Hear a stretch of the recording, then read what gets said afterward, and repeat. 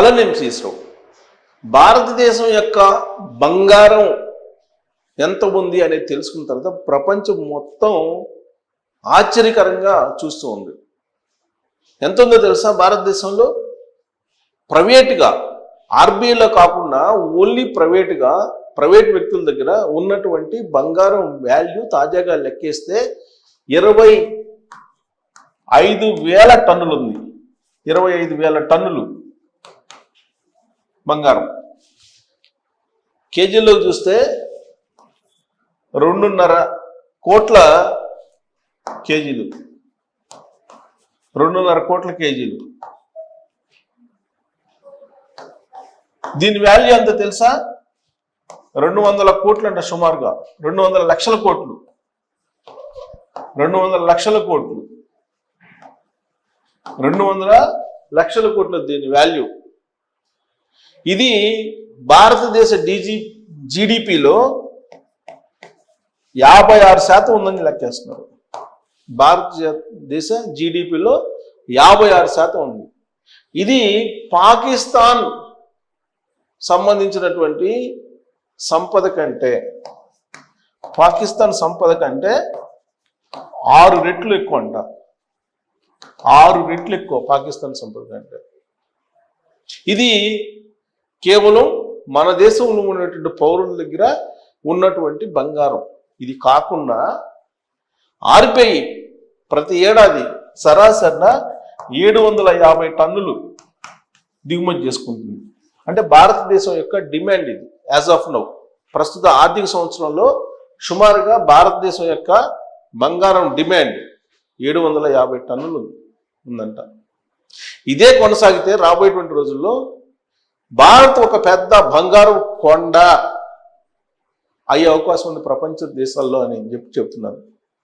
ఎందుకు ఇది మంచిదా భారతదేశానికి, భారత ఆర్థిక వ్యవస్థకు మంచిదా అంటే కాదు అని చెప్తున్నారు. కారణం ఏంటంటే మొత్తం బంగారం 26,000 టన్నులు ఉంటే దీంట్లో కేవలం 2% మాత్రమే బ్యాంకుల్లో ఉన్నాయంట. కేవలం 2% బంగారం మాత్రమే బ్యాంకుల్లో పెడుతున్నారు. మిగతా 98% బంగారం, ఈ 98% బంగారం ఎక్కడుందో తెలుసా? బంకర్లలో, అలాగే లాకర్లలో ఉందంట. బంకర్లు, లాకర్లలో 98% ఉందని చెప్పి తెలిసారు. ఇది భారతదేశం యొక్క బంగారం సంబంధించినటువంటి సంక్షిప్తమైనటువంటి హిస్టరీ.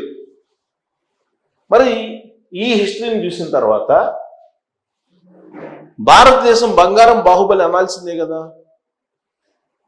ఈవెన్ ఏ దేశంలో, అమెరికాలో కూడా ఇంత బంగారం లేదంట. ప్రపంచంలో అత్యధిక బంగారం ఉన్నటువంటి దేశం ఏదైనా ఉందంటే 25,000 టన్నులతోటి భారతదేశం. ఇది ఎక్కడుంది?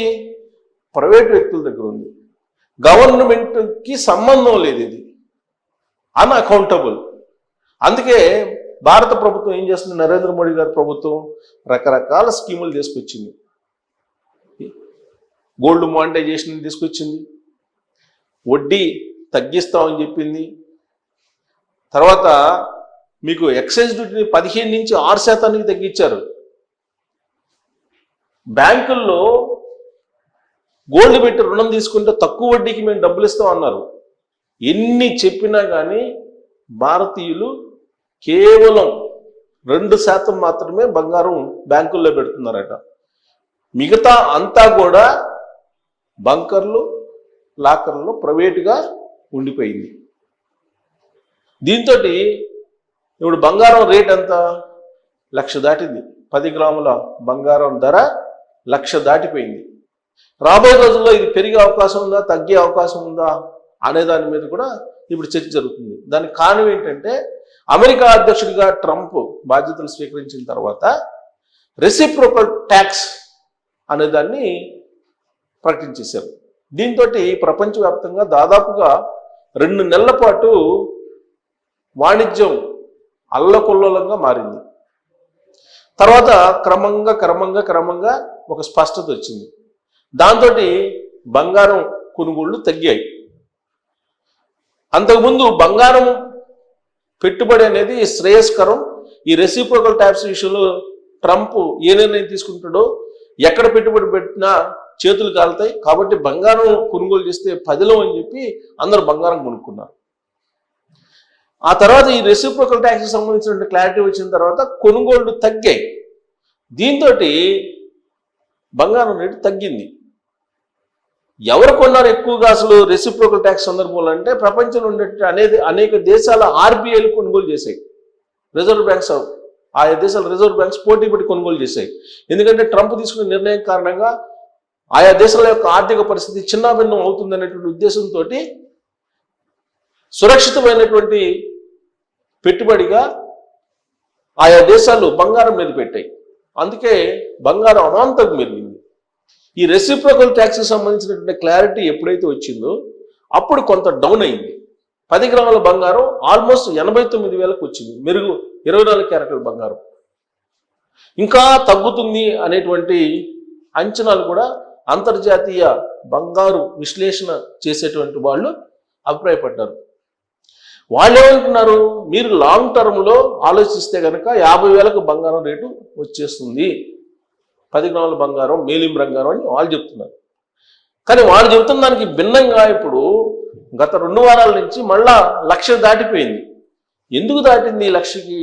వాళ్ళు చెప్తున్న దానికి భిన్నంగా అంటే రష్యా ఉక్రెయిన్ యుద్ధం ఆగిపోలేదు, అది ఆగిపోతుందని చెప్పి అనుకున్నారు. ట్రంప్ జోక్యం చేసుకున్నాడు, పుతిన్ తోటి మాట్లాడుతున్నాడు, కాబట్టి ఆ 2 దేశాల మధ్య యుద్ధం ఆగిపోయే అవకాశం ఉంది అని చెప్పి అనుకున్నారు.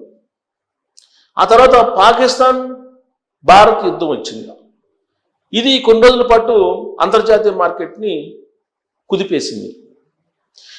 ఇది ఆలస్యంగా కాల్పు విరమణ జరిగింది. కారణం ఎవరైనా కావాలి, ట్రంప్ కావచ్చు, లేదంటే సౌదీ రాజు కావచ్చు, ఎవరైనా కావచ్చు. బట్ ఈ 2 దేశాల మధ్య యుద్ధం అయితే ఆగిపోయింది. దీంతో మార్కెట్ స్టడీ అవుతుందని చెప్పి అనుకున్నారు. ఈ లోపుగా ఇరాన్ ఇజ్రాయెల్ యుద్ధం వచ్చేసింది. ఆ ఇరాన్ ఇజ్రాయెల్ యుద్ధం ఇప్పుడు బంగారాన్ని ఆకాశానికి ఎత్తేస్తుంది. కారణం ఏంటంటే 3వ ప్రపంచ యుద్ధం వస్తుంది అనేటువంటి ఒక టాక్ వెళ్ళిపోయింది అంతర్జాతీయ సమాజంలో. దానికి కారణం ఏంటంటే తాజాగా అమెరికా 125 యుద్ధ విమానాలతో ఒకేసారి ఇరాన్లో బాంబులు వేసేసింది, B-2 బాంబులు. ఈ B-2 బాంబులు ఏంటంటే అణు స్థావరాలు దాదాపు 300 మీటర్ల లోతున ఉన్నప్పటికీ వాటిని ధ్వంసం చేసేస్తుంది.